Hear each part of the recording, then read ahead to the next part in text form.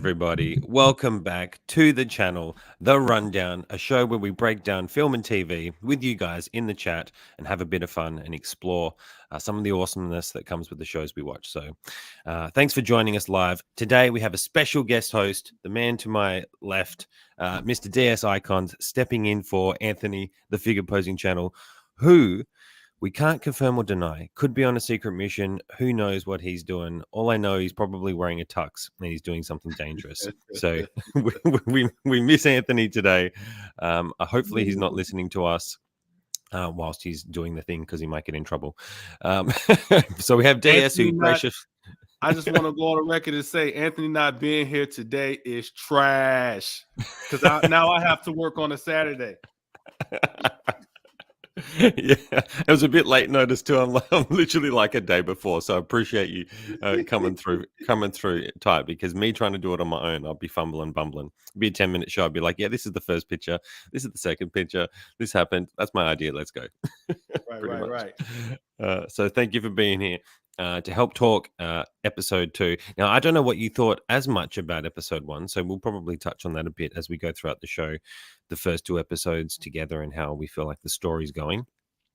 So I'm excited for that. But before we talk to the chat, I see you guys going off on there.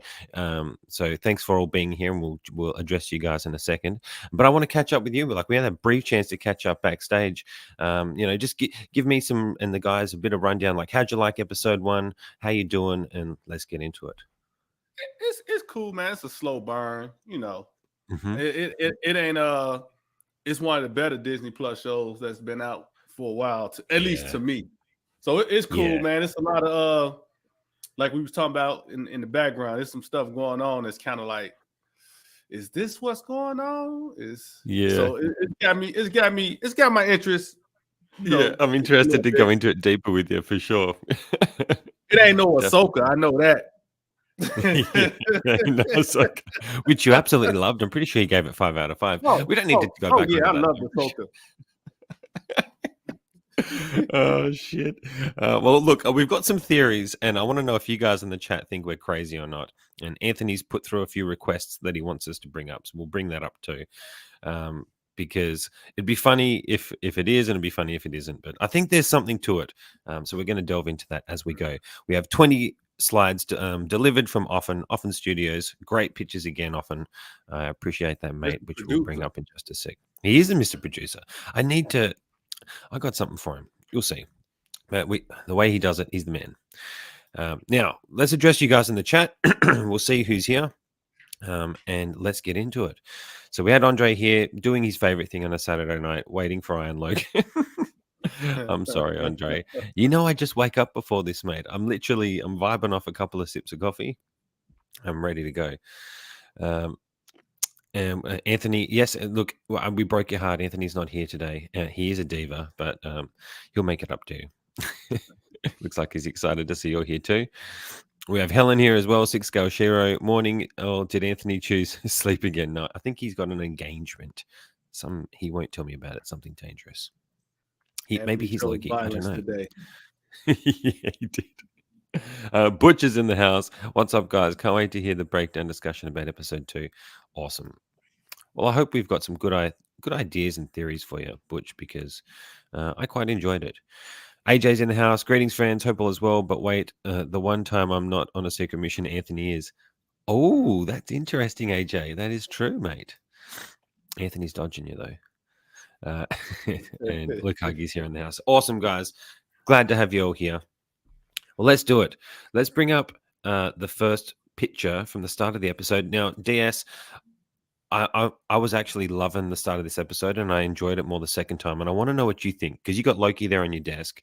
When we kick off with them in London, I'm loving that they're going to be doing like different jumps. I like the theme of the show where they're going to different places and you get to see lots of set designs. I'm seeing lots of different Hot Toys figures coming from this show, especially if they go deep like they did with the first season, which I think could be dangerous.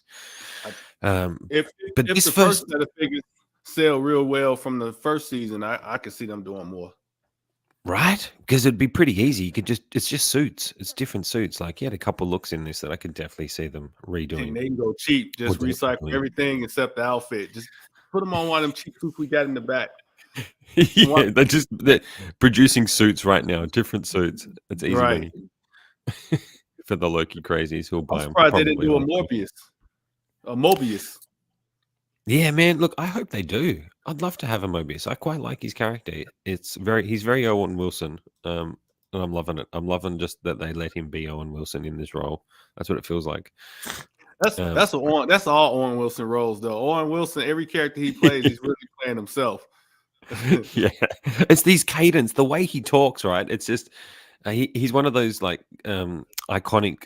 I think like a Christopher Walken. You just when you hear their voice or you hear their cadence on how they talk, it can definitely reminds you of everything else that they've been in and done. That's what I felt like with him. But I love it. I love him in this show, and I think they're a great match together. But I just wanted to touch on this star, right, to see what you think. This whole first sequence when they come into the past and we'll get into this. They meet Brad Wolf because I don't know if you guys were, but I was a bit surprised at the start what was going on, trying to figure out. I was like, I'm like, what's dude doing? Ain't he supposed to be on a mission? Exactly, and I think there's definitely more to it because of that. But just before we hit that, this whole sequence of Loki chasing him down and then using his powers to trick him, I want to know what everybody thinks, especially you, DS. That this was like I thought an epic way to showcase Loki using his powers. Like we didn't really get to see him use his mischief or his powers or like in the last series, I don't think as well. And I thought this was just a great intro to show him as a kind of like a good guy using his powers to his advantage to catch someone. I thought it was epic. What did you think about that? Now here I go being negative, right? As I was watching this, I forgot Loki had powers. I'm gonna be honest with you. I forgot he had powers because he's been in a lot of situations. He's been in situations where it's like, okay, if you still had powers, why didn't you use your powers in this situation over here or in that situation over there? So when he used his powers, I was actually kind of surprised. I'm like, wait a minute, he got powers. I thought maybe they took his powers away from him. But I thought it was cool. It was dope. It was a dope scene. Even the shadows on the wall, how the horns came out all of a sudden. Yeah, that was dope. But at the same time, I was sitting like, where were these powers at all this time though? Like, why is he just now pulling them out? You know what I mean? Yeah. So definitely. That was my thought. That's see, and I'm interested if anybody else felt like that when they were watching it, because for me, it was kind of like a reminder, like you said, it was like a reminder that, man, he's got powers. He's a strong character. Like, not only is he, he could probably take punishment. We saw what when he can take, getting beaten up by the Hulk and stuff. He's a god. We forget that. Right. And I feel like this is a great way to showcase him. It was like a little awesome showcase of Loki at high level using his powers to catch someone. I just thought it was a really cool way to give us some superhero kind of action for him finally, other than a couple of moments from the first season, which he didn't have a lot of action sequences then. Definitely. Right. It was a nice opening scene, but yeah, but as I was watching, I still was sitting there like, where these come from?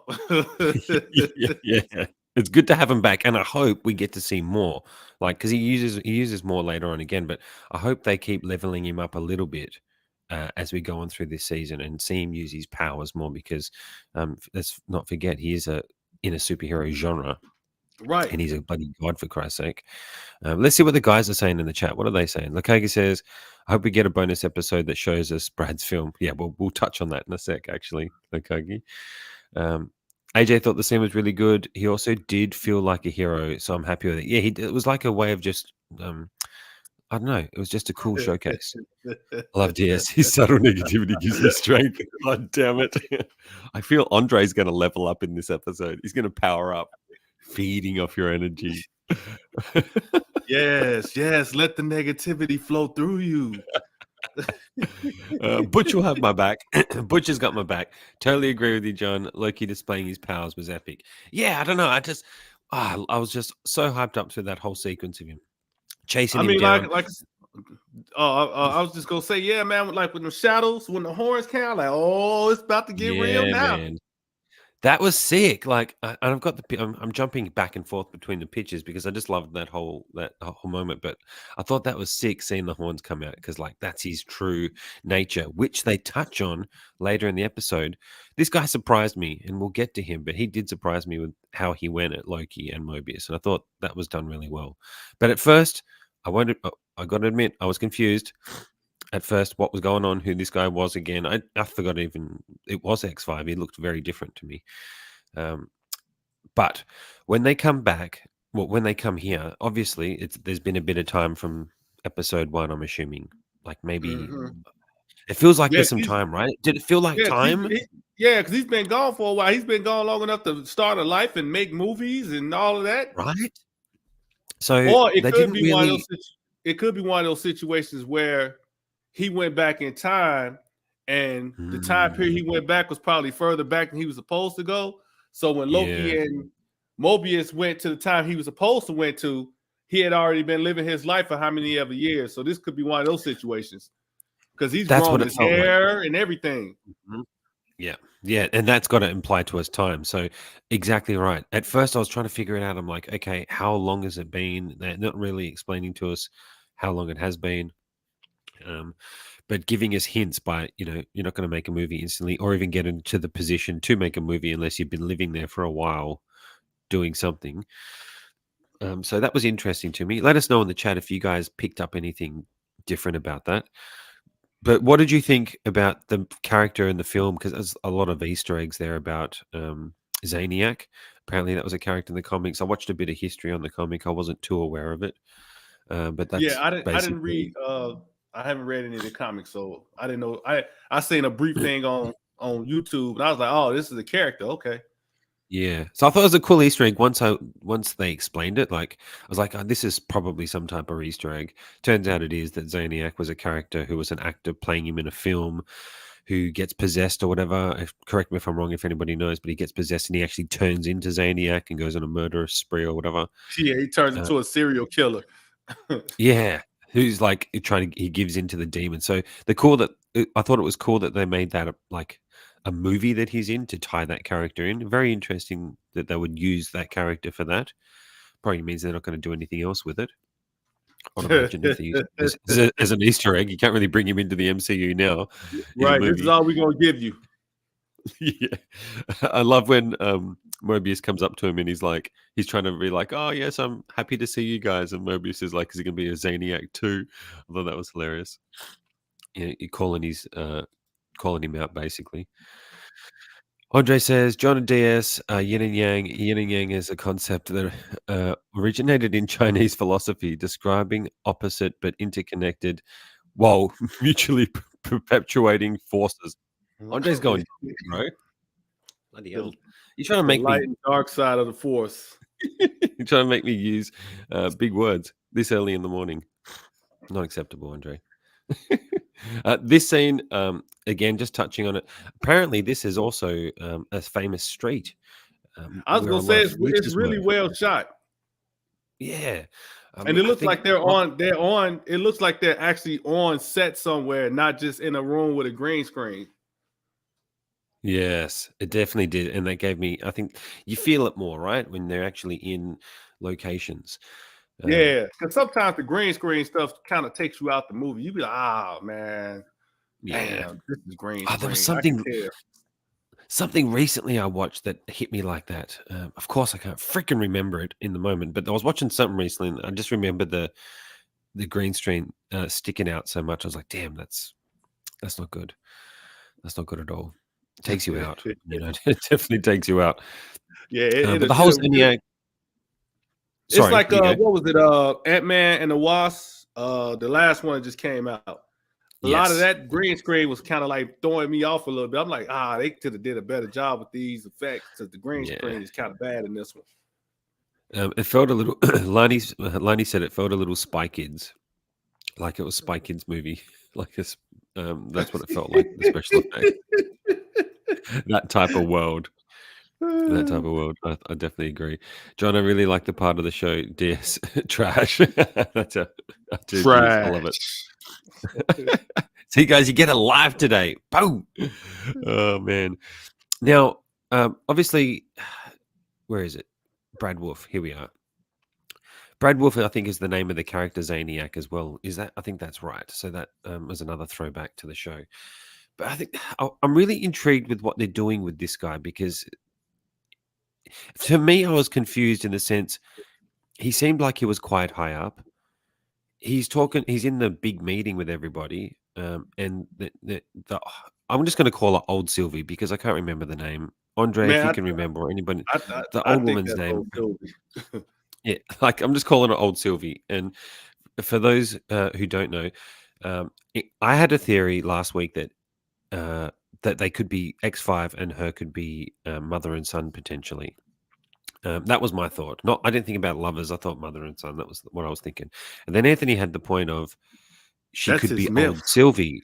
It could very well be, but it's just strange, right? That the head touch last week, it was just strange.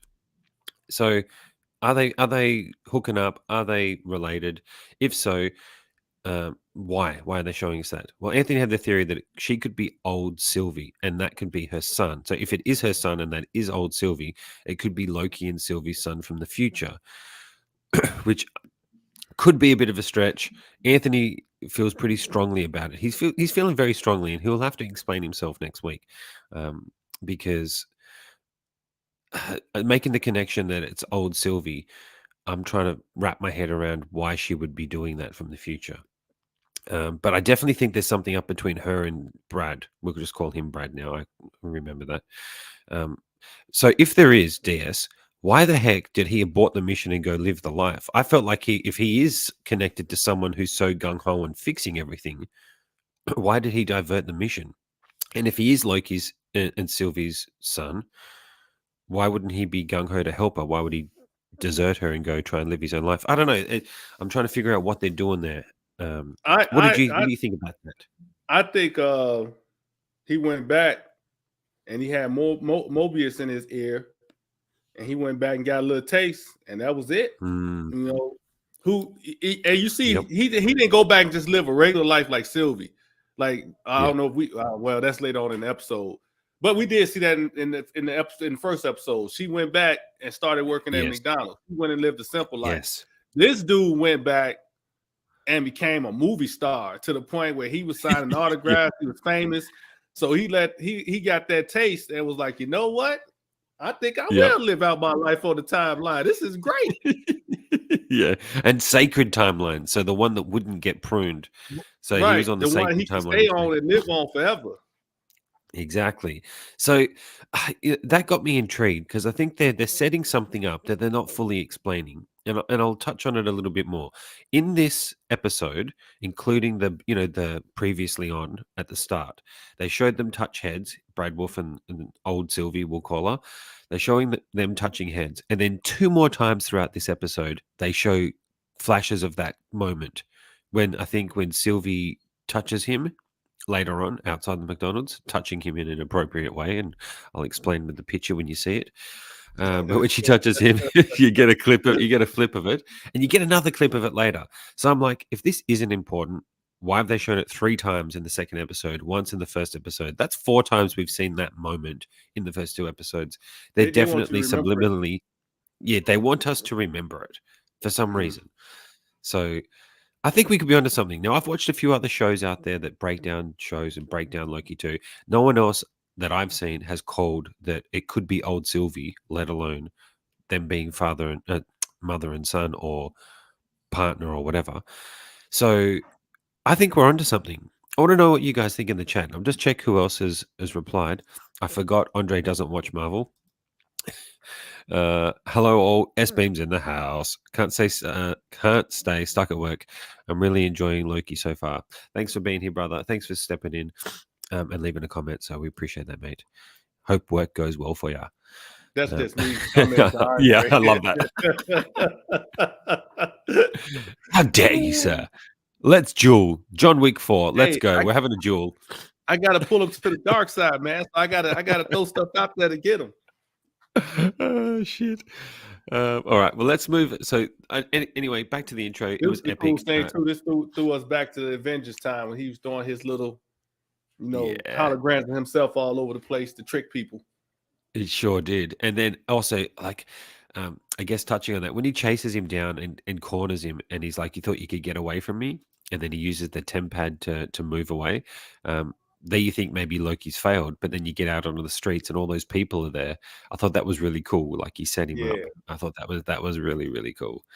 And then Mobius in classic Mobius fashion is like, "Do you think it's a bit much?" Those are the moments, and that's the type of banter that makes the show for me. You know what I mean? Like when Mobius says the things he says to Loki, just the way they communicate and react, they're really giving me a buddy cop type vibe, or buddy. they're I was gonna working say their way buddy to cop. right. Yeah, They're working their way towards it, and I really, really like that. Um, just a classic Owen Wilson thing to say when he comes in. except we Yeah, got a that's a true bit good cop, bad cop situation because much. Loki's Yeah, still a bad guy. that's right. So good. Talia's in the house. What's up? Thanks for being here. Uh, what's Helen saying? She's saying hello. Awesome. All right. So the intro is awesome. Then we cut to they're back in the TVA, and they're trying to figure out what's up with the temp pad that Brad had. So he had a manufactured one, and they take it to Ouroboros. So that's where they come here. I just want to say, I want to know if you noticed this, DS. The camera angles, the filming, the lighting. I love how they've structured the show. Like I love the camera angles, the zooming in, the zooming out, the green, the oranges. There's a lot of green and orange all throughout the show. Yeah, the Is that something you've cinematography is noticed great. or it stood out to you? Right? Yeah, Has the that stood out? cinematography is great, man. It's got like a old feel to it, like it was shot in the I don't know, like 70s or the 60s or something, or at Yeah. least the way they got it looking. I guess to give you Yeah. that sense of going back in time or whatever. Yeah, I don't look, it gives me that vibe. I don't know how to explain it. I think that the way you explain it is exactly it. I love that vibe of the show. It's definitely got a different color grade to it. Yeah, And just the wide angles, the big rooms, the big zooming out. Especially when I'll just skip ahead to this picture. Like when you get to a room like this and it's all orange, like it's very Loki themed with the green and golds and oranges. If you think about his outfit on the figure you got there, it's yeah, yeah, very much yeah. of the color that comes with that. Now, I don't know if you've I just seen want anything. to touch on this character right here real quick. I forget his name. Yeah, What is that's his what I was name going to ask again? you. Ouroboros. That's what I was going to ask you. Ouroboros, please. What is it? HB? Uh, OB, What do they OB, call him? OB. They OB, call him OB. Right, OB. right, right. Yeah, Obi-Wan. It's right. Obi-Wan. So what are your thoughts? No, Give I us was your just thoughts gonna on him. say his character, man, he's very nonchalant and Mhm, just like he feels like he's disconnected. mhm. But it's the way he's playing the part is so he's hilarious though. It's like he's not trying to be He is funny, he's hilarious. just as funny. Yeah, he's one of those guys, all right? He comes off, I feel like, very innocent. He's what's the word? Maybe not gullible. He seems like a very impressionable type of guy, like very happy-go-lucky, friendly, intelligent, almost on a spectrum type guy. That's what he gives me the Right. vibe of. He just charismatic, very charismatic. I just Well, you can't. gotta I remember. just see him in Indiana Jones. I always just see him as. I loved him in that. I always see him as that character. No, see, I always go back to the Goonies with him. So, Oh yeah, yeah, yeah, yeah, yeah. Goonies too. Hell yeah, but yeah. you got to He's so remember good. also, he's been alone in this work area for at least 400 years. Because remember, Mobius was the last one to see him, and that had been Hmm. 400 years since he's seen somebody. So Yes, I would think being in a room by yourself for 400 years, you would end up acting the way he does. yes, 100%. Now, No something I want to social bring up skills. no social skills, full just genius, just working, which Yeah, makes me think he supernatural to some degree, or what's going on with him? Because I want to bring this up with you. He doesn't sleep, so I mean that's not normal. You can't like how do you function and not sleep, or is he just saying that in general? That's what I was trying to figure out. Is he actually not sleeping? But also, Kang had been wiping everybody's memory in the TVA except him, right? So he remembers things. No one else remembers anything. So he's never had his memory wiped. because I guess he's so integral. And I was watching another show. What was it? I think maybe Heavy Spoilers. If you guys haven't seen that, he's a pretty funny guy. I don't know if you've ever seen Heavy Spoilers, but he Yeah, I've was seen his talking channel. about this character OB, and that there could be a theory that he may be a villain or somewhere like a secret villain hidden, because he's never had his memory wiped, unlike anybody else. He's built everything, which means he's probably built. He could have possibly built Kang's ship in Ant-Man and the Ant-Man Quantumanium if he was using his technology. So he seems like he's facilitating in a way. The question is he just been unaware, like you said, because he's closed off from everybody and maybe impressionable and taken advantage of? Or does he have something going on in the background? Like, he wrote the manual, for Christ's sake, so he's obviously been there from day one. He said he So it's worked just with very Miss Minutes. interesting. Yeah, right. So So I don't know. I don't we see already know him Miss being a Minutes villain. is I think dirty. it's a stretch. She's definitely dirty. She's definitely dirty. What do you think? Do you think it could go that way? I don't see the story going that way. I don't know if he is or not. I don't think he is. I And I I don't don't see think it he's going a that way. villain. I just think he's working for a villain and he just don't know it. That's what I think. I think you're right. And he I agree probably with was that. specifically picked because of who he is and how good he is. Kane probably handpicked him, and put him in this position. So Yeah, and that's what I think it is. So I think it could be a stretch, but I thought it was interesting that in the comics, apparently this character did have a villainous turn. So I found I didn't know that. So that, to me, with if they would do that, I don't know. I don't get the vibe that they would. I feel like he's more unwilling or unknowingly maybe facilitating certain things because he's see, alone. maybe if I read the comics, I'd probably be sitting here with the side eye, like, oh yeah, he's gonna turn. Mm, But a lot of times with a lot of these shows and with the movies, I mm, never read the comics, so it's like all this stuff is new. So I just be like, nah, that wouldn't happen. But I know somebody be like, yeah. man, if you read the comics, this is just them playing us. So, Yeah, but and I don't know if they are. They could be that open minds, because I didn't know that either. I didn't know anything about it. I hadn't read the comic, so I found that interesting because I wasn't thinking about that all. But now, at all, sorry, but now I'm thinking about it, and I'm like, I still don't think that it would happen. Let us know what you guys think in the chat, if you think he could have a villainous turn, or if you've read the comics and let us know. We got Often in the house. Thanks for being here, brother. He said before that he's also loves him from Goonies. Hilarious. Kang saw him and his gadgets in Goonies. Recruited him. there you go. Classic. AJ says it'd be interesting with him being a villain, but I'm good how he is. Yeah, not everyone needs to be evil. Yeah, I don't need him to go that way. But I thought it was interesting that this character is based on someone who did, and why did they do that? Or is it just a coincidence? And everyone's just saying, awesome. So they come to him, right, to check the tempad. He tells them he can do it. I did love how he said to them, is this a higher priority than stopping everything from freaking blowing up, basically? So they're like, no, we'll do it.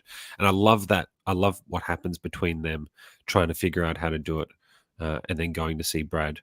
See, that's his character, because he would have stopped and worked on that if they said, yeah, we need you to work on this right away.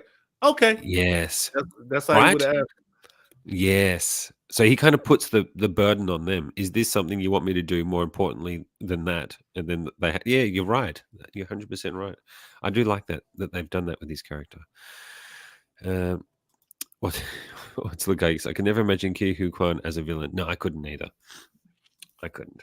I hope they don't go that way, but it's something to think about, knowing that they did that in the comics, and that's something that's happened with his character. Whether they do it or not, they got me thinking either way. But DS, then they come to this scene. This scene surprised me when they start questioning him. I didn't think this guy was going to have this bigger role that I feel like they're giving him, or that they gave him. Like, they gave him some meat to actually go at Loki and go at Mobius. What did you think of that? Did you think that was like a good, like, I like looking at scenes that have great commentary, like great talking in them, like a Quentin Tarantino movie where they have great conversations. This felt like one of those scenes where they're trying to do something like that. A lot of dialogue, a lot of back and forth, a lot of I don't know, it just felt like a cool dynamic. What did you think of this whole scene where they try to question him and then he rips into him? I thought you was gonna say I didn't expect him to have big balls. He did have kind of big balls, didn't he? That's the way it sounded like. That sounded like that's what you was gonna say. Because I mean, when you look at the scene, he did. He had some big cojones. He's like, man, y'all ain't gonna break me. What y'all think? I mean, he was talking real greasy. He's like, man, look, I outrank both of y'all, and you shouldn't even be talking to me, Loki.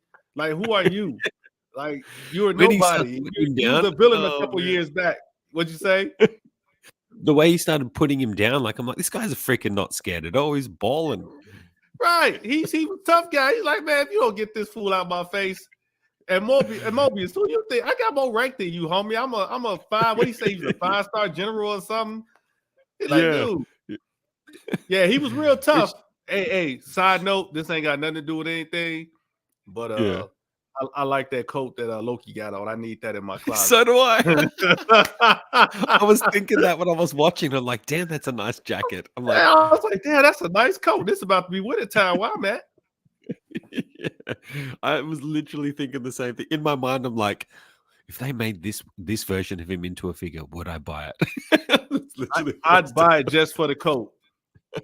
Yeah. Oh, that's so funny. Yeah, it was. He's styled up this season. I could see a lot of different suits. He had the old school suit from the start of the show from the 70s. Now he's got this jacket. He's balling.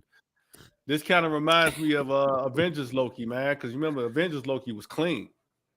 He was. He's rocking the suits and all that other stuff, man. He was clean. He was clean. He was. He has a good stylist. He does. He does. Very form fitting too. No, that was cool.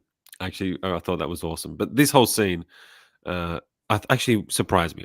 I just thought it was really cool. They gave this guy some balls. Essentially, they made him really challenge them, which obviously sets up what they do later in the episode. So that could happen. But I like that they did that. But it definitely makes me think this guy has more. And then I started thinking Anthony's theory. If he is Loki and Sylvie's son, interesting. That's kind of freaky though, man. Because in that Loki sleeping with himself, having a kid, isn't that that's kind of like incestuous? It is. Yeah, I think Anthony. Look, guys, this is Anthony's theory. I think if it turns out to be true, he's never going to let us hear the end of it. I can definitely tell you that. But if it is, I think he called it so freaking early. I definitely think maybe he is definitely the son or something of the older one. Whether she's old Sylvie or not is to be determined. But to this scene, epic, loved it. They take a loss. They take a defeat. He really burned Loki. He also made Mobius lose his temper. That's the first time we've really seen Mobius lose his temper at all and hit him, which I thought was good. I thought that was very interesting. Then they come and take a seat and eat some key lime pie, which again, I love the setting. I love the lighting. In this room, the roof, there was another picture of it. Yeah, the green, and the roof was orange. So again, more orange and green themes. Then they're eating green themed pie. They're doing a lot without talking about it. Like they're doing a lot with their set design, the way they film each scene, the way they lay it out, the way they color it. I love the vibe of the show. I'm pretty sure something to it. You get a director's cut of the season. He probably break down some stuff of why they did it this way too. And then we'll all be like, oh, that's why they did that. Yeah, definitely. I think they did that in season 1. If anyone hasn't seen it, what are they called? The Assembled for Loki season 1 was probably one of the best assembles I'd watched. Like I love all that behind the scenes stuff. So I watch those assembleds every now and then. No, I haven't seen it. In the first one, they talked a lot about time and like they give you a breakdown of how much time to the minute it took them to film like the whole first season. Like they use time as a theme a lot, like the way they do the Assembled and how they put the show together. And to hear that season 2 didn't have any reshoots, they did everything they wanted. They had no dramas, like smooth, clean, crisp production. That's rare these days for a Marvel show to have that. To hear that gives me confidence that the dudes who are making this, who did the first season, really knew what they were doing and have their themes and their things laid out. And I think it comes across in the way we see the show, the way they filmed it. It's very planned, if that makes sense. That's cool though, man. Because I think when they start doing recuts and reshoots, they usually go in there and they mess up the movie, because it's like they going in there throwing stuff in there that wasn't originally intended to be there. I mean, we've seen it over and over again. Even like if you go back to the Justice League, and we got the Josh Whedon cut, then you go back and watch the Snyder cut, and you see the stuff they put back in. But Warner Brothers want them to cut it up. And you be like, damn, why did y'all mess with the original? Why did y'all reshoot any of this? This should have been left alone. So I'm glad they only did one shoot. Bro, I'm telling you, Zack Snyder's Justice League is one of my favorite superhero movies of all time. I love that movie. Oh, yeah, it's in my top 10. I love that version of that movie, and that saved it for me. His version, completely different from the first. But yeah, the cool thing about this was they didn't have any of those dramas, so they got to do what they wanted, which is awesome. I put that down to good production, good executive producers on it. Like Tom Hiddleston's a producer on it. He knows what he's invested in the character. I think all that stuff actually does make a difference. It does. Then people are just getting hired to do a job and come in and be an actor. This guy has investment in the character and seems to have a good love for the character too. So I think that comes through. Not only that, it comes through too when you don't have like the execs and everybody putting their hands in it, like, hey, go back and reshoot this thing, take that and put that in there. Let the directors and the actors do their thing, and if it bombs, let it bomb. If it do good, let it do good. But you start coming in there messing with stuff. It's just like right now, I know this is off subject, like Daredevil, which I don't know. It's probably maybe it's I know. But, I was about to bring it up. But they completely trashed the whole season of Daredevil, and they're going back redoing it now. Yeah. Well, there's a few things behind that, I think, which I think is good. Because I was thinking, oh, that sucks. We're going to have to wait longer. But I think it's actually a good thing because Bob Chapek, when he was in charge of Disney, he took control away from Kevin Feige, the final control. So he took that away from him and put that in his hands. So when that happened, when Bob Iger left, there was about a year or two delay, and then that's when things started to change from what a lot of fans say. And I'm regurgitating information that I've heard from other people, but when Bob Iger came back into Disney and they let go of Bob Chapek, he gave Kevin Feige control again.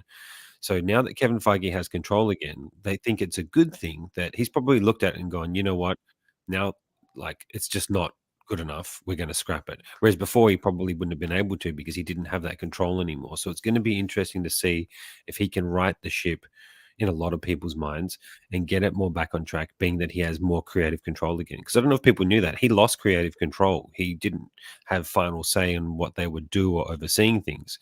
And you had execs making those decisions, which is crazy. So I think it's good. He's probably looked at it and gone, nah, it's trash, and let's move on. Let's start again. That was my impression of it. They chopped Blade up on it. They put Blade on chopping block too. They started over on that like 3 times now. Yep. So that's pretty scary because Blade's one of my favorite characters. And the fact that, man, look, it's going to be hard for me to see anybody do it other than Wesley, but I'm sure Mahershala Ali could do it. He's got the look. He's got the acting skills. He could do it. But, man, just give it to us already. Come on. Anyway, we're getting off track. Let's go and see what everybody's saying about. My bad.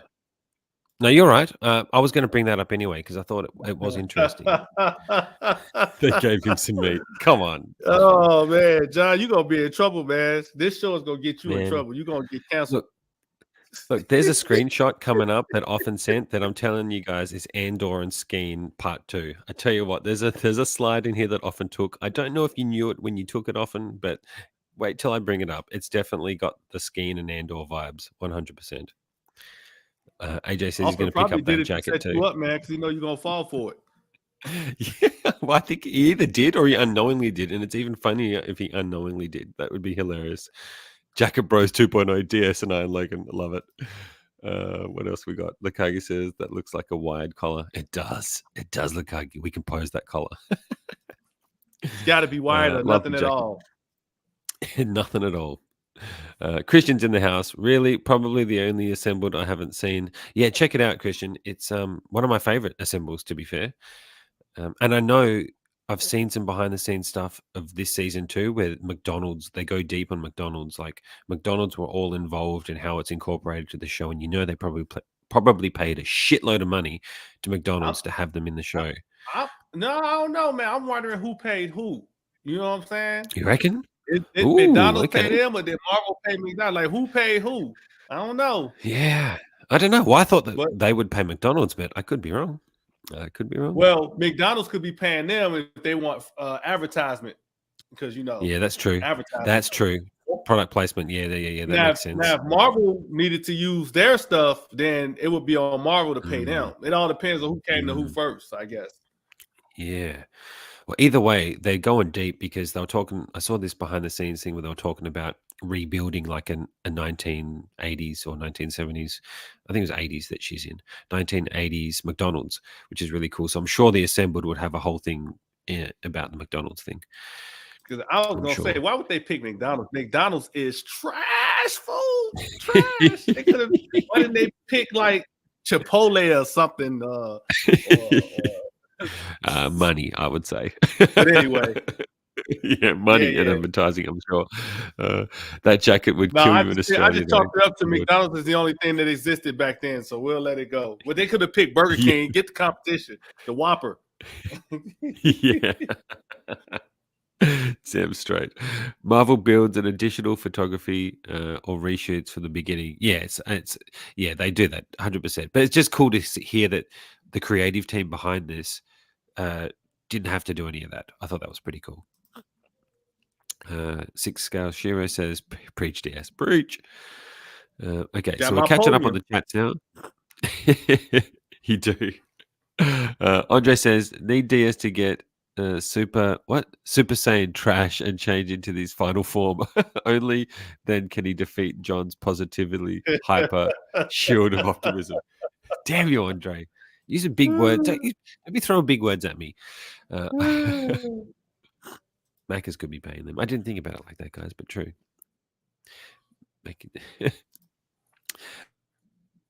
Where are we? And depends if we start getting little She-Hulks in the Happy Meals, we know who paid who. Well, over here in Australia, McDonald's have Loki. So our McDonald's have Loki stuff. So there's Loki sauces and things like that. So they're definitely doing a cross promotion for sure. They already got Loki stuff tied to their food. Yeah. So our McDonald's over here, I don't eat McDonald's, but for the kids, the Happy Meals, the sweet and sour sauces, they have Loki on them. Like they're green and it says Loki season 2 on them. And I don't know if they have any other food, but I've seen the sauces have Loki. So they're doing McDonald's are definitely promoting with them. It's a thing that the fact that they've got Loki for, on their sauces. So that's interesting. Probably a lot of money. McDonald's stocks just went up. Where my wallet at? Let me go pay back some McDonald's stock. They definitely did. Now, before we move on from this slide, I do want to talk about this moment because, again, this is one of my favorite moments. My favorite moments of these shows are these guys together just talking and like when they were working.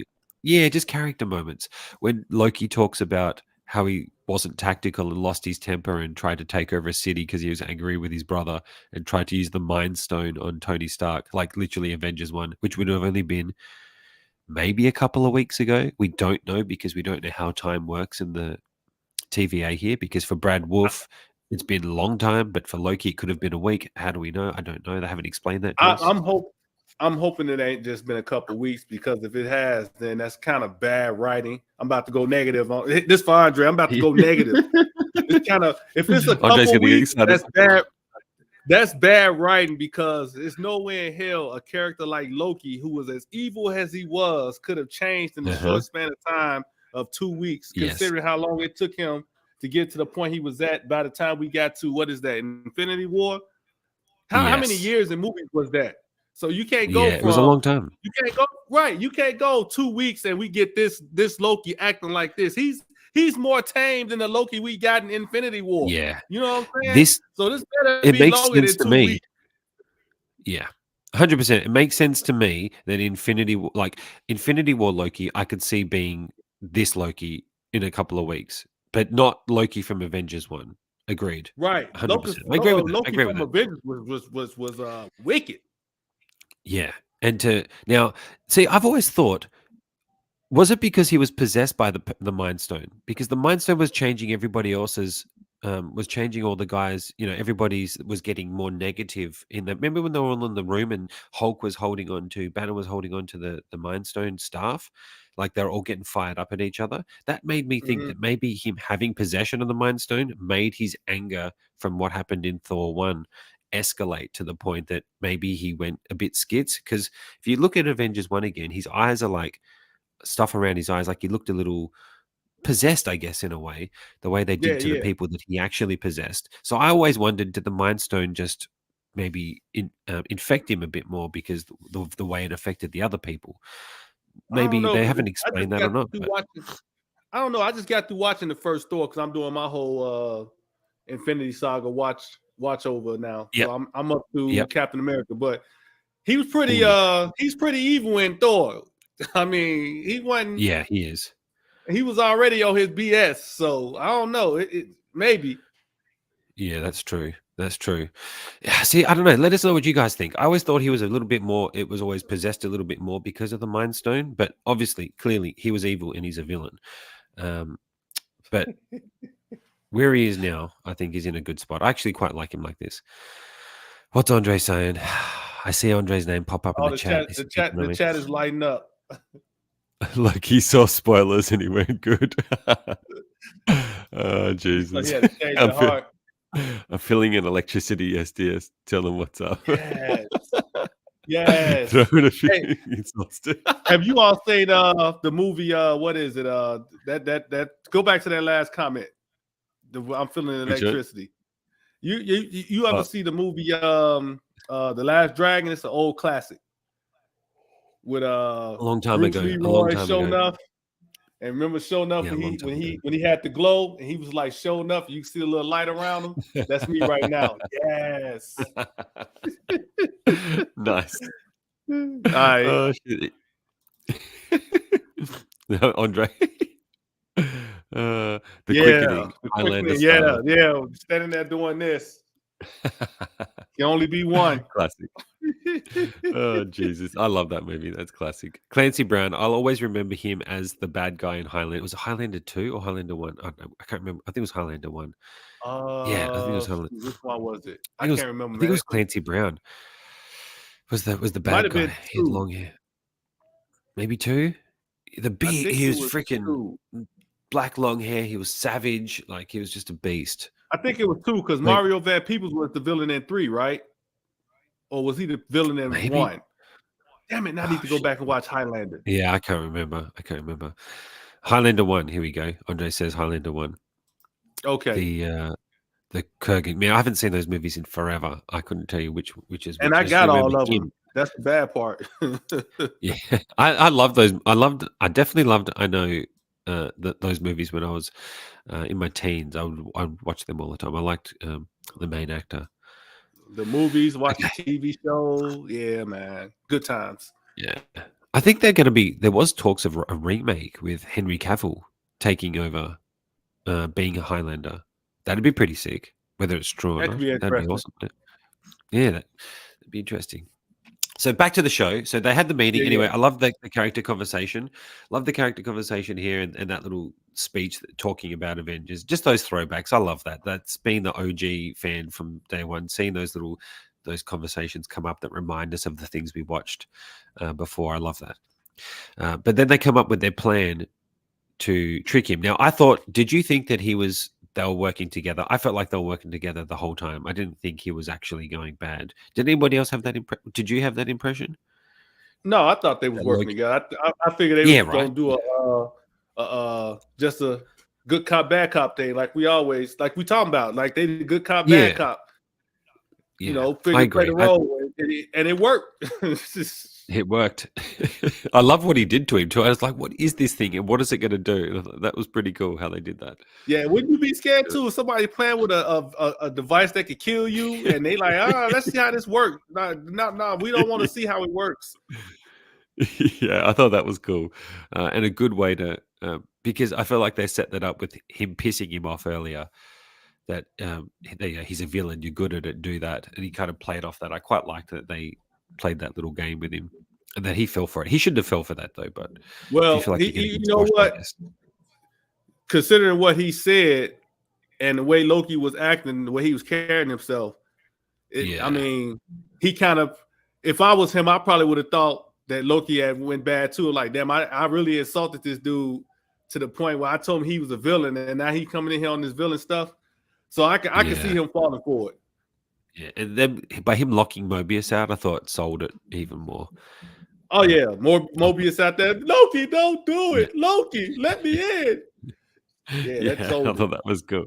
Very cool. It was very cool how they did that. Again, the orange lighting in the room, it's so pronounced. And again, the camera angle, like, it's such an interesting angle, this shot. I don't know. I think it's epic. Hey, me and So you that's as cool. video makers, we know angles can make or break a video. So this, yeah, they really get good with these angles in here. Yeah, they do. I do. I just love how it's shot. So while all that's going on, because there's that also is the side story. I feel like the side story with Obi and the rest of the team trying to figure out what's going on with the time loom. I feel like they're keeping the story going with the conversations they're having about the timelines branching, and I guess all that gets ruined at the end of the episode. But they were keeping the story going. I also think more so for Renslayer. I think Renslayer has a lot more to do, and they keep talking about her and Miss Minutes and bringing Miss Minutes up and all that type of stuff. So I feel like the side story of these extra characters talking about all this is going to pay off at some point with I was following wondering if we're gonna Renslayer get those somehow. two characters. Yeah, I feel like we will. I feel like we will. I feel like this picture doesn't really show much. I'm just going to change the slides now, guys. So give us a sec. Now, often is saying. I wanted Loki to go Sonya from Secret Invasion on him. He was in a Marvel way without getting too crazy.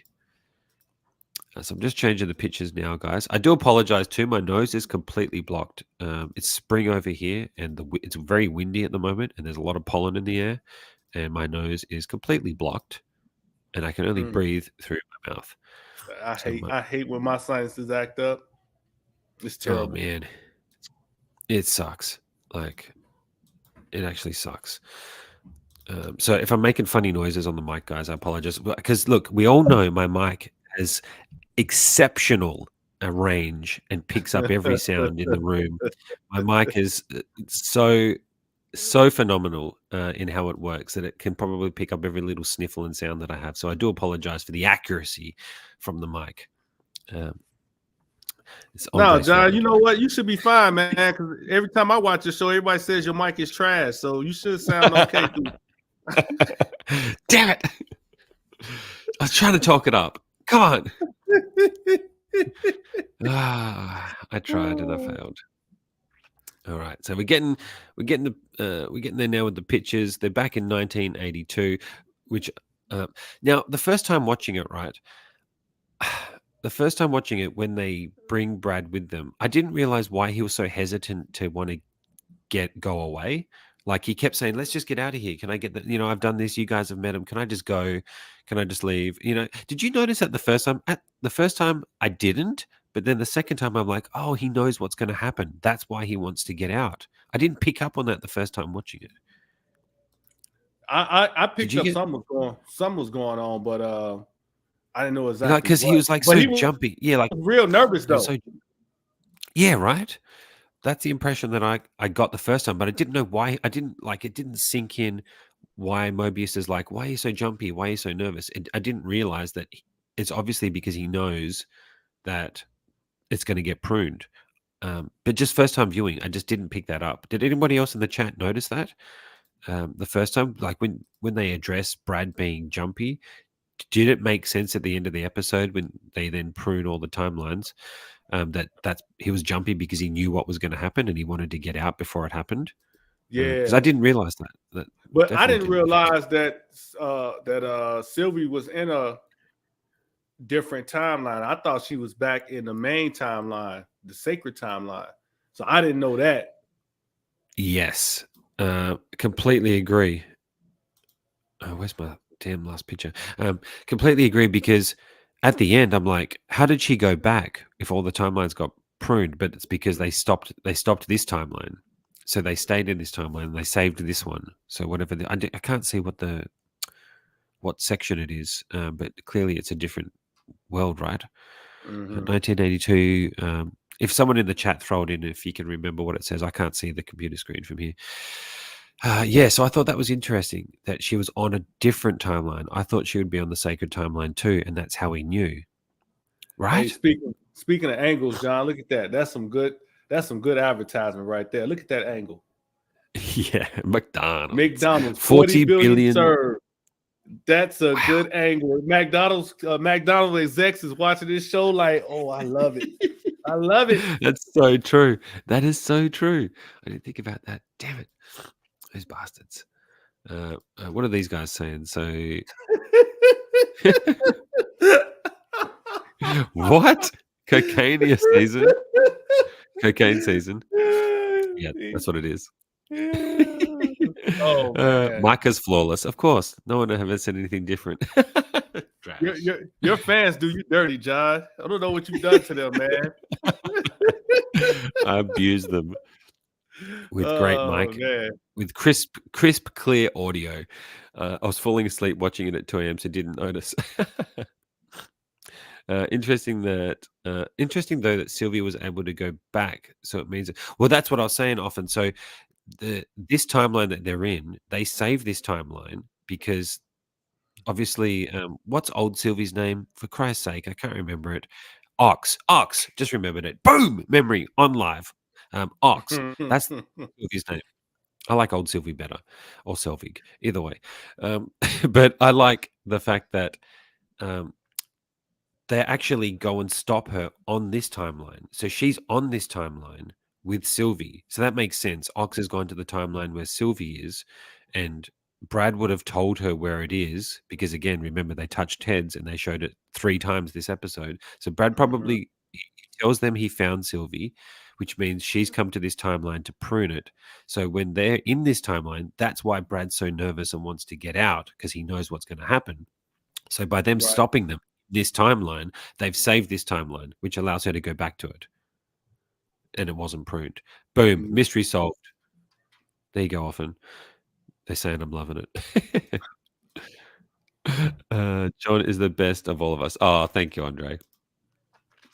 Yeah, I know he's laughing. Okay, so they're here. I nearly used this picture as the thumbnail. I thought this was a cool one too. I love these side. They do a lot of these side profile shots throughout the show. They did it when they're sitting at the table. They do it all the time, and I love that. I love these types of shots. It's almost like a boyfriend coming to see the girl who dumped him. That's what it felt like to me. Did you get that vibe? Yeah, but I'm still trying to see. Okay, this is my thing. This is something I was like, why would she be mad at him though? Like, what are you mad about? If anything, he should be mad at her because she literally kicked this cat out of time, had him all messed up. So, but yeah, it is kind of like a angry boyfriend, or not angry, but dump boyfriend trying to get his girl back. But again, like I said, why she shouldn't be mad at him? He should be mad at her. Yeah. Why is she mad? It doesn't make sense. Because she's the one who ruined everything. She killed He Who Remains. She caused this whole situation that they're in right now. And when he tried to stop her, she kicked him through a time portal and messed him all up. So I would be mad at her. Yeah, we all should be mad at her because if she didn't do that, then this wouldn't happen and all these other timelines wouldn't get pruned. It's all her fault. She killed everybody. Yeah. Blame Sylvie. Let's blame her. I definitely agree. I get that. Why is she mad? Matriarchy. You know what? Helen, don't come after us in the chat. Or Lani, if you're lurking in the shadows like Drax. I feel like this. I'm going to play a video because I haven't played a clip. I feel like this is Lani. I bet you she's awake. I don't know if she's awake, but I bet you she's awake, and I bet you this is her. Can someone get us a Drax clip of Drax like lurking in the shadows? I bet you that's Lani right now. She's probably in the bedroom, in the chat. She won't say anything in the chat, but I bet you she's in there. She's going to get you later. Sylvie's angry. Yep. So could she just be angry because she's a woman and she's angry at Loki? Maybe. Don't cancel me. Don't cancel me. But why is she angry? She has no reason to be angry. That's what I'm the whole time I was watching, I'm like, why is he worried about her being angry at him? She messed up. I'm going to get killed. I'm going to get killed. I feel like I'm going to get assassinated. My bad. You know, it's a joke. It's a joke. It's a joke. It's a joke, people. It's a joke before I get cancelled. Hashtag cancel John.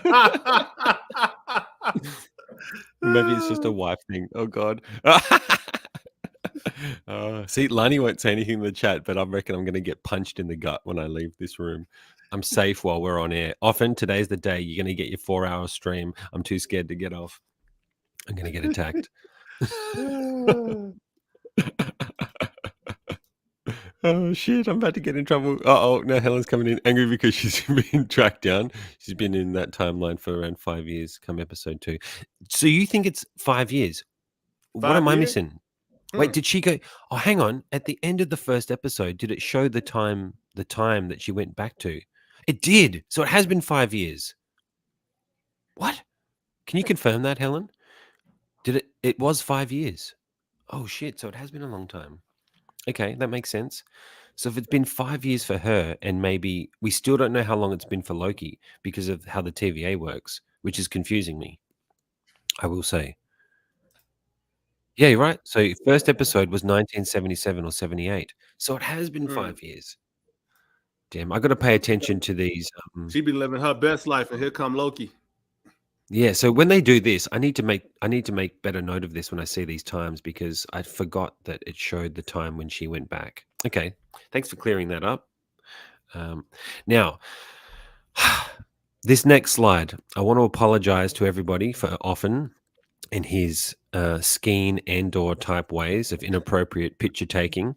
Take what you will from this picture, but I feel like Often was trying to set me up. Look at this picture. Look at the look on her face. Look at Brad and look at Mobius. What is going on here, Often? Is it just me? And this is when she touched him. This is when she touched him inappropriately, might I add. He did not consent to this. He did not consent. Now we can't see what's going on. I think that makes sense. That we're not supposed to see. It's a Me Too moment. This is the matriarchy gone crazy. Oh, John, you gonna really get canceled now, man. Pay attention. This is just wrong.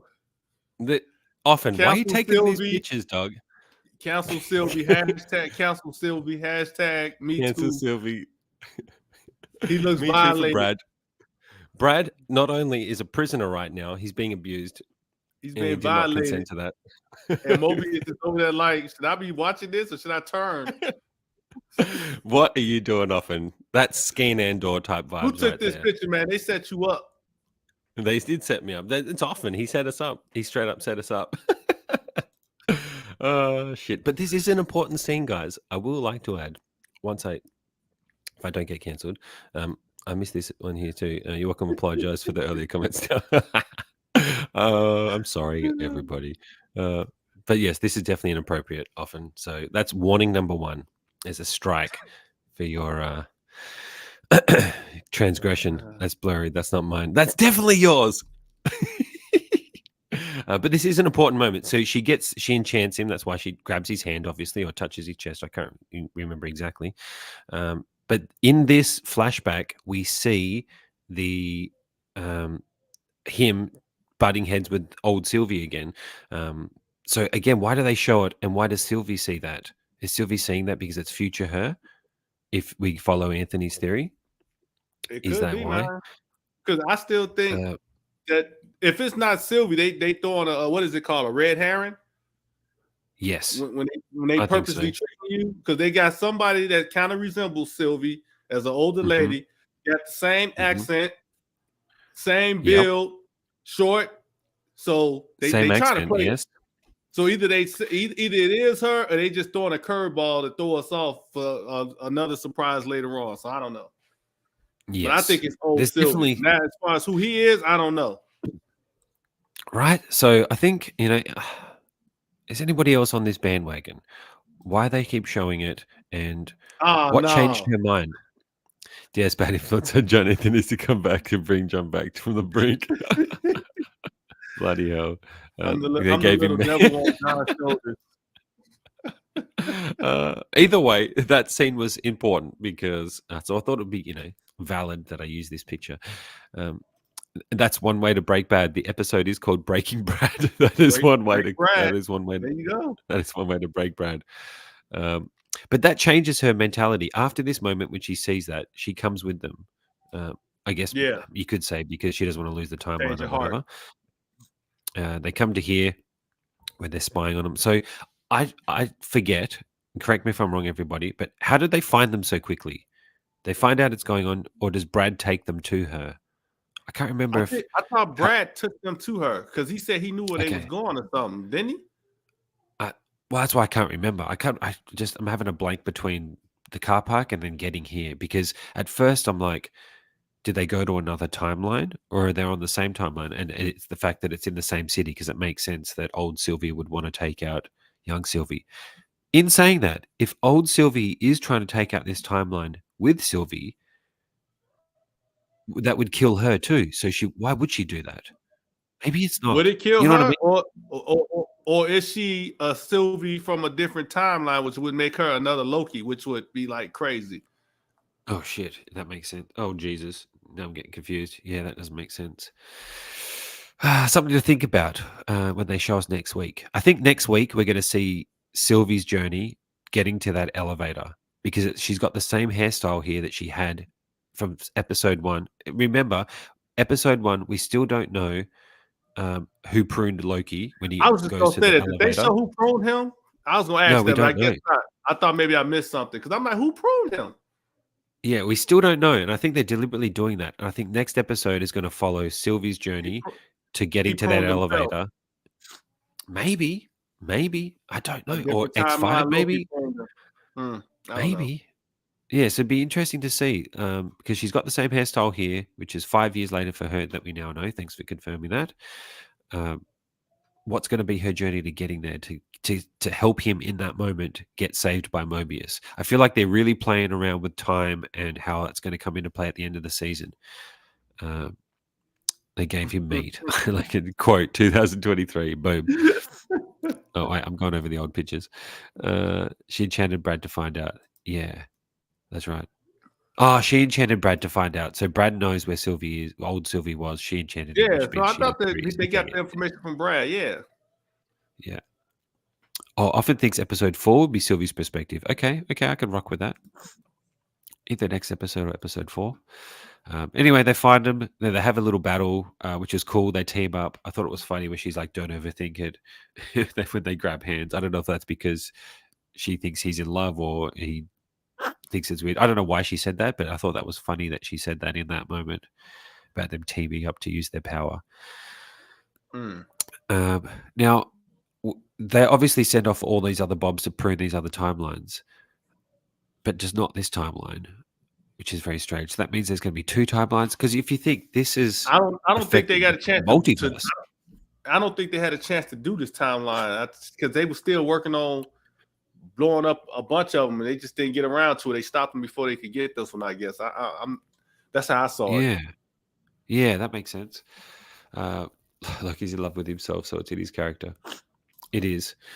Now, what I'm trying to understand is if all these timelines got pruned, right? So they lose. And what did you think about this, actually, before I go into that, DS? I love it when our heroes lose. I like that they lost and they weren't successful stopping the mission, because it adds weight to the episode. It adds, like, if you're winning all the time, it's like when you see an overpowered boring. character. It's boring, right? So I like that they lost. They took a hit. And it kind of feels like a big hit if all these other it's not realistic. Everybody, all good guys don't always win in real life. Sometimes the bad guys actually win, and nothing never happens to them. So when you see that in the movies, it kind of like takes you out of it sometimes. Like, this person is gonna win every single time, really? Yes. So yeah. It's kind of like I kind of got that thought from John Wick. Sometimes he's just too unstoppable. Like, how many people you got to kill, dog? You're killing everybody. Hey, I love John Wick and I love the movies, but by the time we got to 3, I was kind of like getting taken out of it. I was like, all right, now it's getting a little ridiculous. Like the fact they threw him off the building and he survived. I'm like, really? Yeah, and you gonna live and still live to take out everybody? Like, you gotta get. He's Keanu Reeves. He is Keanu Reeves, but yes, yeah, that's definitely true. Keanu Reeves. He gets a pass. He does get a pass. It's that suit. It's that bulletproof suit. But I thought it was good that we got a loss. I like that. I like that they're adding some gravity to the episode. I mean, they haven't even brought in Kang yet, and we're 2 episodes in, and we know that he's going to come in to play a part, because I don't think they cut any of Jonathan Major's scenes from what reports I've seen or shows I've watched when they talk about the show. I think Disney was sitting on that until they got any type of evidence to say he was actually guilty. Because now they got evidence saying they got video footage showing that he's actually innocent. I don't know. The case is still ongoing. But yeah, that's right. What I want to point out about this, I don't know if you caught it, but it was like a little subtle scene where old Sylvie was looking back at young Sylvie, and it was almost like a what are you doing? You're screwing up. You'll learn when you become me in the future. But maybe that's just me reading into it because I kind of think that's Sylvie. Yeah, look, it could be, and if it does come back to play like that, that's going to be so interesting. Now, I said to Anthony in our chat, right, if Brad is their son, does he know? I didn't say that in the chat, but I thought, why would he go off and live his own life and not help old Sylvie complete the mission? That was my thought. Why? Sorry, I have to pause. Oh, I need that clip of Will Smith. I need that clip of Will Smith. Someone, Lakagi, let's go. I need Will Smith. Oh, that's gold. Andre sentence. If you read that the wrong way, that's a real dirty sentence he just put up there. Yeah. Hey, but I've gone so evil that I pissed Andre off now. You see that? Look, I love all things John Wick, Andre. Please don't take me out, but that is hilarious. Andre's gonna be like, don't bring that DS back on this damn show no more, man. He disrespected John Wick. Hey, I love John Wick. Just by part 4, I was a little bit like, all right now. But back on track, John. Your show, my bad. Yeah. All good, mate. All good. My question was, right, why would Brad go off and live his own life and not help complete the mission? Like, I had no inkling in that first episode that he wasn't for the mission, right? She's like, we need to find Sylvie. But then Anthony countered with, maybe he was staying in that timeline to protect Sylvie. But now thinking about it, he couldn't protect Sylvie. I'm literally figuring this out in real time, guys, so I apologize. He wasn't in the same timeline as Sylvie. So if he is her son, he would have been in her timeline to protect her, which he wasn't. So there's something going on there that doesn't make sense to me. Either way, it's going to be interesting to see where that unfolds. They stopped them, but all the timelines get pruned. What does that mean for the multiverse? Does that mean there is no multiverse? Now, this is my thing. Go ahead. I'll let you finish your question. Well, I don't know. Like, does this mean there's no multiverse? That's my question. Does that mean with this, all pruned or not? Yeah. See, this is my problem with Marvel right now. They're all over the place with the whole multiverse, timelines, different realities, and none of it is actually making sense to me, in all honesty. Because you watch what is it, Spider-Man, and you see them coming through the cracks and all that other stuff. And you watch Doctor Strange, but then you go and watch Loki, and it's dealing with timelines instead of multiverses and all that. And this is not multiverses; this is just different timelines. And Kang is cutting out every one of them, and it's only one. But if it's only one universe or timeline, then where are all these other timelines and universes coming from? It's like the directors and the writers are not talking to each other, and so we getting like all these all over the place multiverses / timeline / all this other stuff. It's a mess. It was like that in the comic books, man. They got to the point where they just had to like blow everything up and start over because it got too what is it, convoluted. Yeah, it did. And you're 100% right. I think like it's confusing me does every universe have a sacred timeline with multiple timelines within that universe, or is the timeline above all the universes? Because that if there was always a sacred, no, actually, let's think about it. If there was one sacred timeline, which there was in the first season, that they would prune branches to keep the timeline right. I think there's a timeline for every universe, because we had multiple characters in Spider-Man. You had other characters come from other universes, which didn't affect the timeline, the sacred timeline in the show. Look, either way, you hit the nail on the head, because they don't have showrunners. That's what's come apparent. Like they're overhauling all of their Disney Plus Marvel TV shows because when Bob Chapek took over, they didn't have showrunners on the bloody shows. So what that means is you don't have someone with a clear vision saying this is what the show's going to be, this is where the show's going to go, this is how each episode's going to build up to the show. They were just, you're right, they weren't talking to each other. No one was talking to each other about what's going on. Everybody was doing their own thing and trying to link it up in other ways. It just didn't seem like it was working right.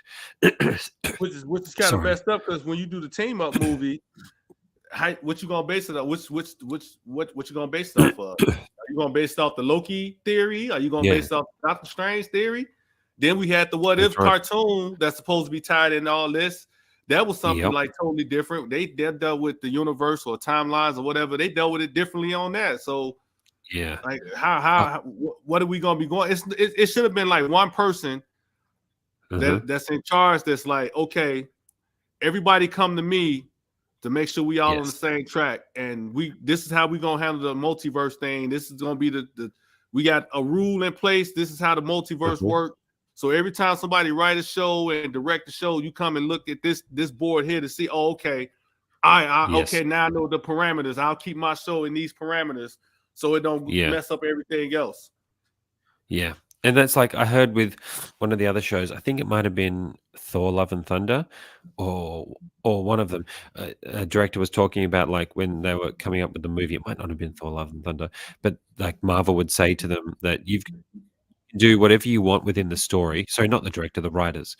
As long as this or this happens by the end, you just have to find a way to get there. You can tell your own story, but as long as a few particular things happen throughout the story that ties it to something else, as long as you do that, you're good. And I find that interesting that they do it that way. And think about it. The whole Infinity Saga was like that. If you really go back and watch, all those movies kind of had their own stories, but by the end, it's still tied in to the overall arc. Yes. And nobody was like walking around confused, like, I don't know what's going on. Yeah, that's right. And just the way they built it up was perfect. I guess now there's just whenever you try to escalate something, it's always going to be different challenges. But goddamn, it's getting confusing. Let's see some of the chats. I like this one. So we've got a new quote for you. You see them across the crack, DS 2023. I'm gonna get myself canceled. Andre says, there you go, thinking again, DS. It's not healthy for you to go using logic and crazy talk when watching a Disney show. Classic. Chapek's son worked at Marvel Studios as well. Oh, I did not know that. Makes sense. Seems like Kevin Feige had to deal with Chapek and the whole Victoria Bonzo stuff, and then he didn't have time. Yeah, well, now that he's got creative control again, I definitely feel like the fact that they've decided to actually bring showrunners into the Marvel shows.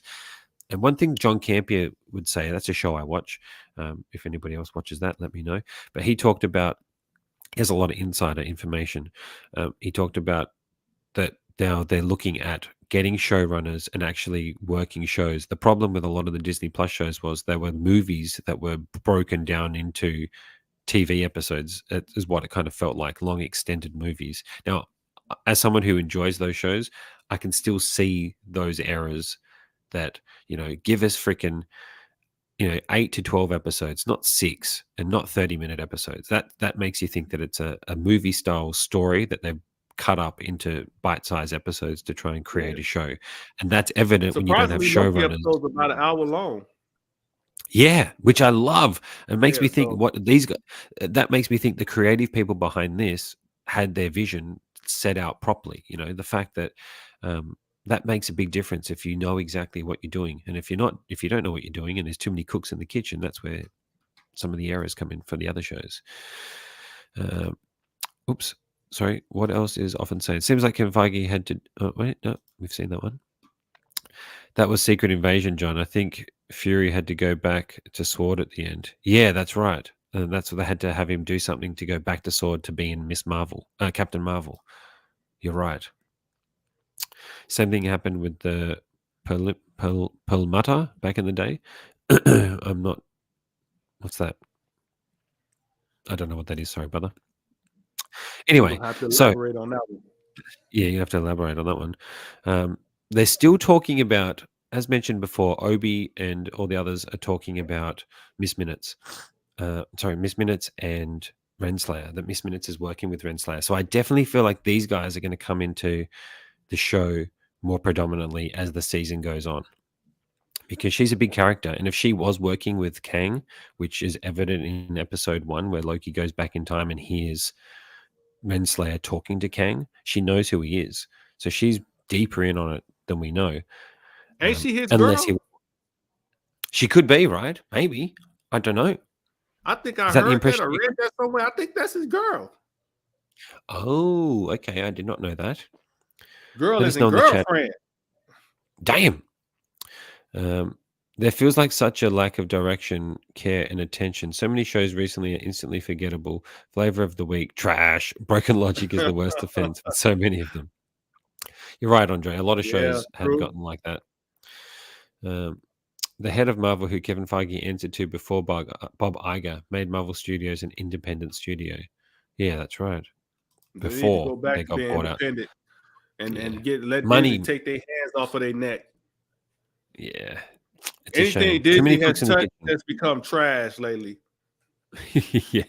They need to take Elon Musk's approach. You probably don't need 50% of the staff you have working in there. Cut it down, get it more concise. Get too many cooks in the kitchen, I think, always ruins that stuff. Mm-hmm. Executives should not be making creative decisions. I don't think.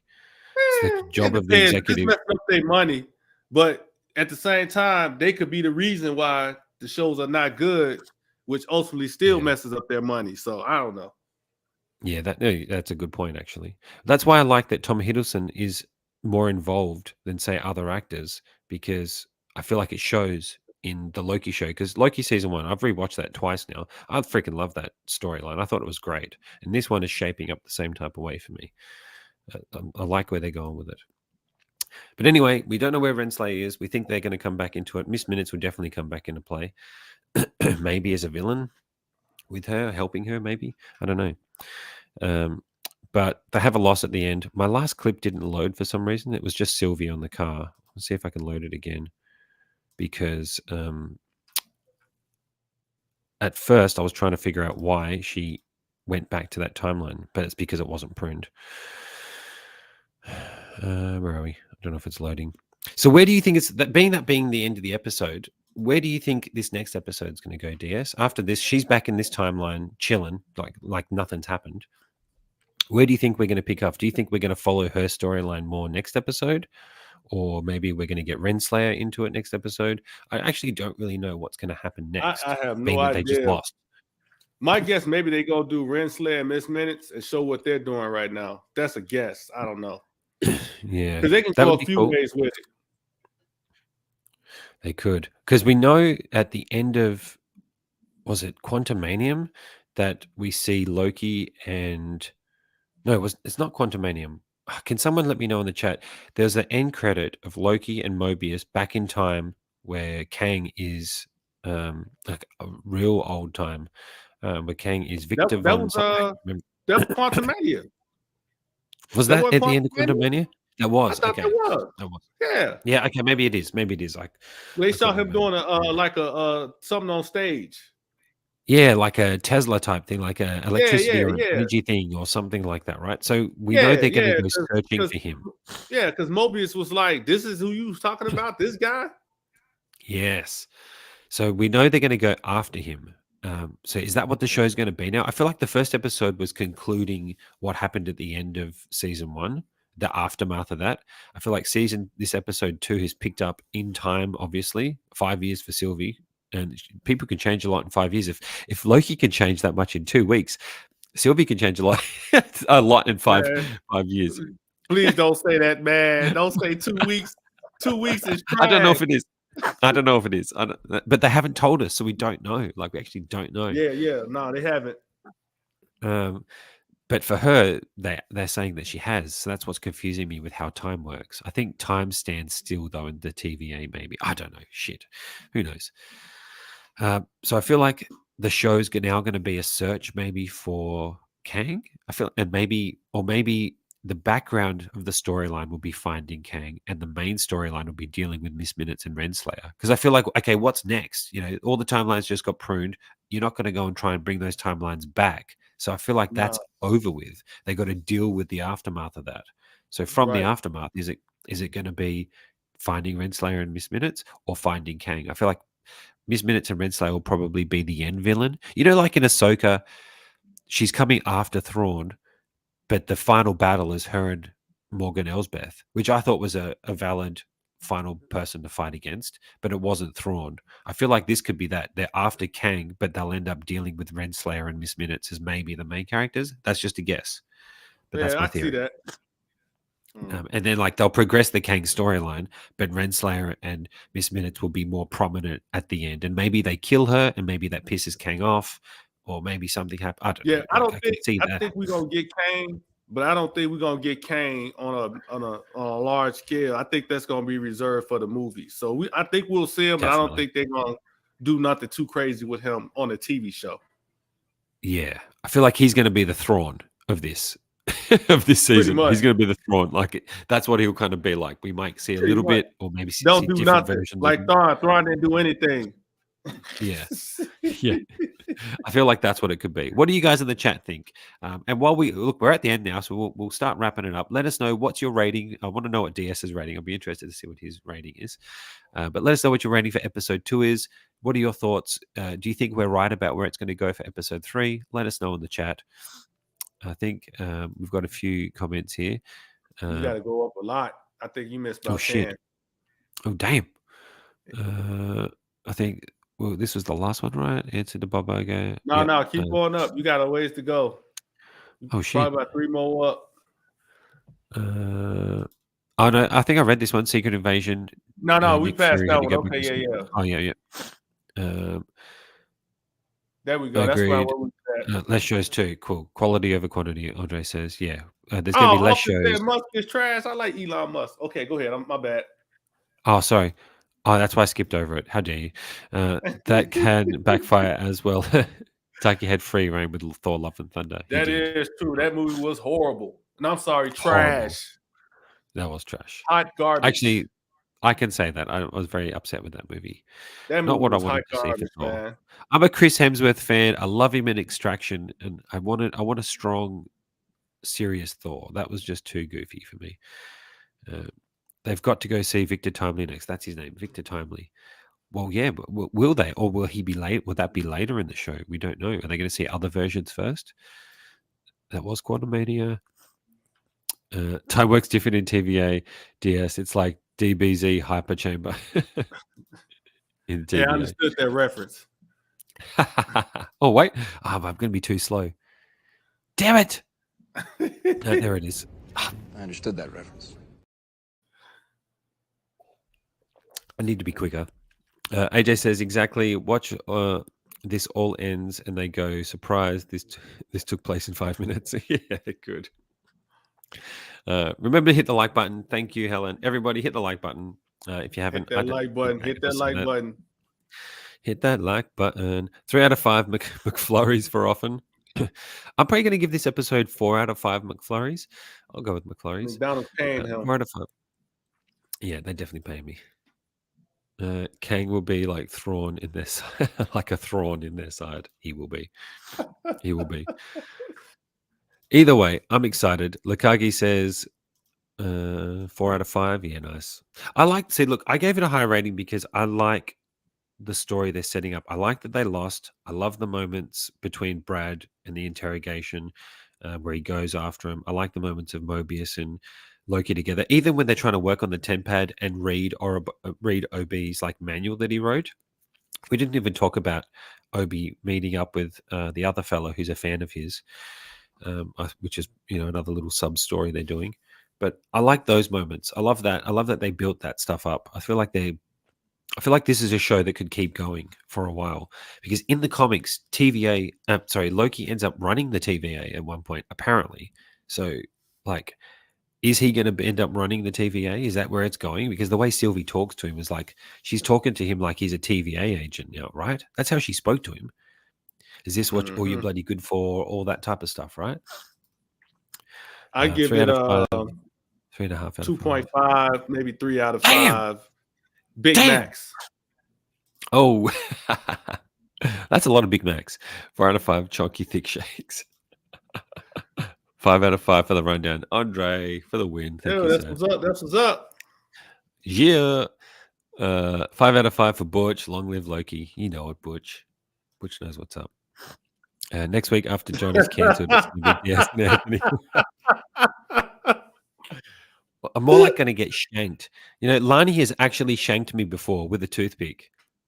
Maybe something else. I can't remember. But she's definitely shanked me before. My life is in danger. If she's been lurking, I'm in trouble. Definitely. So you're all my witnesses. Oh, mate. DS, thank you so much for coming on today and helping chat about the show. I feel like we covered some good topics. I think we covered some good topics. I think there's a lot going on. Just make sure when you get the check that you sent Anthony's cut my way for this episode, you know, definitely. Definitely. Certainly will. We'll get Anthony to send a pick over from his toy store. Oh shit, she's in the chat. Uh-oh. Drax alert. Hang on. I'm out of here. I ain't got nothing to do with it. Here we go. Here's another How long one have you been standing there? An hour. An hour? Oh, I love that one. Yeah, I'm in trouble. R.I.P. John. Shit. Hey, no problem. Yes, no problem. Thanks, mate. Thanks for coming on. Look, before we go, I'll put your details in link to your channel in the description. I've also seen a little ISB agent over here giving me a stare down. Make sure you guys go hop over to DS's channel, check out his content. He has great videos, great posting videos, but lots of awesome different videos as well. What do you got coming up on your channel next? Let the people know. If I ever get around to it, I gotta I got like a list of stuff. I just gotta get around to it. My next video I'm gonna try to do is Superman poses, my Optimus Prime pose video, and a Mortal Kombat pose video, but it's just a matter of getting around to them. It's like that, isn't it? There's never enough time to do all the things we want to do. Nah, it's not, man. Not at all. Never enough time, I feel it. But I can't wait to see him. I love your posing videos. I love all the videos. So make sure you guys hop on over there, check out DS's channel, and give him a follow as well, because he's crushing it over there, putting content out. I said to him before the show, your background, you should do a room tour soon or something like that of your new setup. I think that'd be sick. Yeah, I gotta do I usually do once a year. I try not to do one every like 3-4 months. So I'll probably end up doing it in December. But I usually do one in December or January, and then I won't do another one for a long time. Yeah, that's good. I like that. I haven't done one since. I do shelfies, or not shelfies, but sort of something like what you be doing. I do like what's on the shelf, but I've exhausted that, so I won't start doing that again until after I do my next tour. So that's cool. I like it when you do that though. It's a good way of giving people, like, I love seeing how the other people display them on their shelves. Like, it gives me ideas about how I can put figures, place figures, do all that type of stuff. So I love that you do that. That's awesome. They're ganging up on me now in the chat. I'm in trouble. Andre with a super chat, brother. Thank you so much. ISB on deck. Yeah, she's on deck. She's ready. Thank you so much, mate, for the kind donation. You are a legend. I need an appreciation video to play when someone does a super chat. And then we got your link in there. Awesome. Thank you, Often. You are the man. Subscribe to DS. Do it. And yeah, need a room tour. So people go back and watch his other room tours, because then you'll be able to see the difference from his on the shelves. Yeah, I got 2 other ones up already, plus the all my what's on the shelf videos. So yeah, I got some stuff up now. It's just not, like I said, I do an updated one by the end of the year. It's coming quick. It's coming quick, isn't it? Bloody hell. Time is going fast. And then AJ is also currently building Moji cases, so we can't wait to see yours, brother. Are you going to do a room tour when you do it? Ooh, that'd be interesting if AJ does a room tour. I would love that. Yeah, do it, AJ. Do it. But what that's you it, got guys. Going on, John? Oh, geez. I just put out my Loki on the shelf, so that was just good timing. I did not plan the show to be coming on when I got it. I literally only just got President Loki and the TVA Loki like a month or 2 before. So I was like, okay, I want to make a video on these guys. And I went back and watched season 1, and then season 2 was starting. So I was like, hell yeah, got me in the zone of posing Loki. But now I'm doing Black Panther and Killmonger. So I'm doing an on the shelf episode. I've only got the new Black Panther and Killmonger, and I got a Black Panther statue. If you guys follow me on Instagram and the Facebook groups, you might have seen some of the pictures I've been taking. I love that statue, man. It's supposed to be a throne. So like on the website I bought it from, it says Panther throne. I'm like, he ain't gonna be sitting on it. It's too low. It's too low to sit. If like you could do it, but I could see the suit. If you left it, the suit would crease something crazy. So I'm like, I don't want to have him sit on it, but I want to pose Killmonger and Black Panther together with the throne, and that'll be my Black Panther shelf until Shuri comes out, because I think I will definitely get that Shuri. I like her as an actress in that movie, so I'll definitely be getting her as a character. Yes, I got definitely getting Shuri. I did a Black Panther pose video, but I need to do one for the updated suit, because he can do more than the original could. The original couldn't do all the stuff this one can do. So yeah, he's got drop down legs like an Iron Man. Like Killmonger. Did you know that? Yeah, he does. Yeah, I did it. I was scared, but I did it. I was like, man, please don't rip the suit. But it works fine. Yeah, they updated the. So I'm like, oh yeah, I can do a lot more. Hey, but did you see they downgraded the Iron Man though, the Mark III? It doesn't have it doesn't have legs and all that anymore. I'm like, what did I do that for? Yeah, that's a bit of a shame. I saw I've got it coming in. It should be here by Thursday, apparently. So often say I haven't Mark ordered III it yet, but that was disappointing. Yeah, I think the legs. I can't remember. But I think the legs, you can still do a ground pound pose, because I think there's a lot of gap underneath. So it shouldn't affect like ground pound poses for him, but the arms definitely don't. And bicep, no double bicep panel. No double. No double bicep. And the torso doesn't twist as well. I think it crunches good, but it's a crunch, but it doesn't no twist. No twist. And it doesn't extend either, I don't think, right? Nope. They took away all of that. I don't know why they did that. Yeah. I think it's just because of the old design. I think they've just done the old design, but made it bigger and more up to date. But I don't think they changed the engineering on the figure at all. I think it's the same design that they did on the older figures. They've just improved everything else around it to make it bigger. Well, I know it's taller than the original, so. Yeah, definitely taller. And the head proportion, his head looks more natural, I think, than the previous one. But it'd be interesting to see. If you guys like, as often said, I might do a live unboxing maybe next weekend of the Mark III. So I haven't done a live unboxing in a long time, so I might do that maybe next Saturday, which would be your guys' Friday. That's probably the only day I could do it. Unless I do it on a Friday morning, but I'll post on my socials on Instagram and Facebook if I am going to do the live unboxing. But I'll try and definitely do that. Maybe do some comparisons to other Iron Man figures. So that's coming in. But after BP and Killmonger video, I'm probably going to work on maybe an on the shelf for my Iron Man display, or I'm going to do Moon Knight, because I've got Moon Knight waiting, and I want to do some poses with him. So that'll be fun. I just want a Matrix Neo from the fourth movie. Oh yes, I just want one on eBay for under for like $230. Oh really? Shipped with tax, everything. That's crazy. That's awesome. I didn't think I would win it, but I wouldn't have bought it otherwise.